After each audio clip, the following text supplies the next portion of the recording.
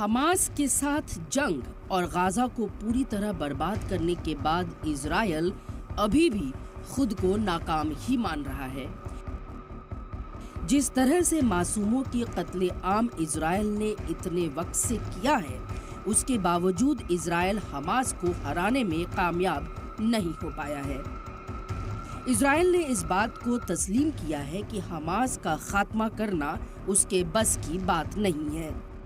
Israel फौज के जराये के हवाले से जेरूशलम पोस्ट ने बताया है कि हमास को पूरी तरह से जड़ से उखाड़ने में एक पूरा साल या कई साल और लग सकते हैं। इजरायली फौज ने हाल ही में गाजा में खतरनाक ऑपरेशन चलाने के बाद दावा किया है कि उसने हमास के 300 और लड़ाकों को मार गिराया है। इजरायली फौज ने 19 जनवरी को जंगबंदी के ऐलान से पहले दावा किया था कि गाजा पट्टी में चलाए जा रहे उसके ऑपरेशन में अभी तक 18,000 से 20,000 के करीब हमास के लड़ाके मारे गए हैं। लेकिन इतने लड़ाकों को मारने के बाद भी इजरायल का कहना है कि हमास को खत्म करने में कई साल और लग जाएंगे।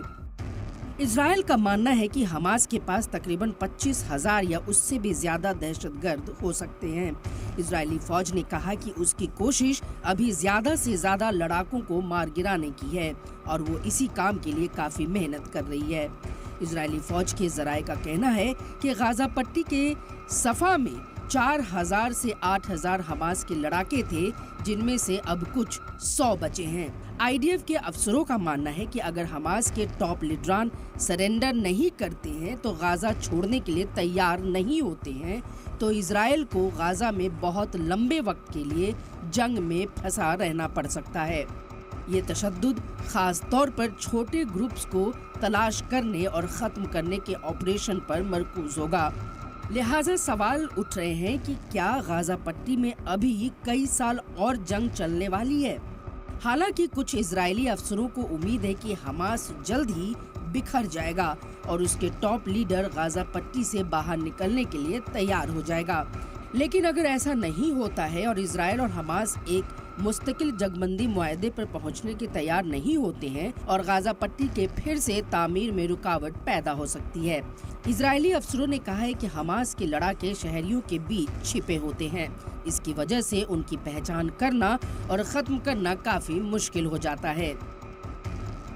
इसके अलावा इजरायली डिफेंस फोर्स यानी आईडीएफ ने रफा के शबौरा क्षेत्र में पिछले दिनों में काफी खतरनाक ऑपरेशन चलाए हैं, जबकि पहले ये माना जा रहा था कि ये इलाका पहले ही कंट्रोल कर लिया गया है, जिससे ये इशारा मिलता है कि गाजा में हमास की मौजूदगी और असर को खत्म करना काफी मुश्किल हो सकता है।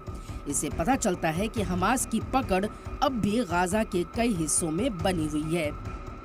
हालांकि इजरायली फौज ने कहा है कि जब तक हमास को पूरी तरह से खत्म नहीं किया जाएगा तब तक ऑपरेशंस जारी रहेगा, लेकिन ये प्रोसेस यकीनी तौर पर लंबा और मुश्किल होगा। ब्यूरो रिपोर्ट, सलाम टीवी।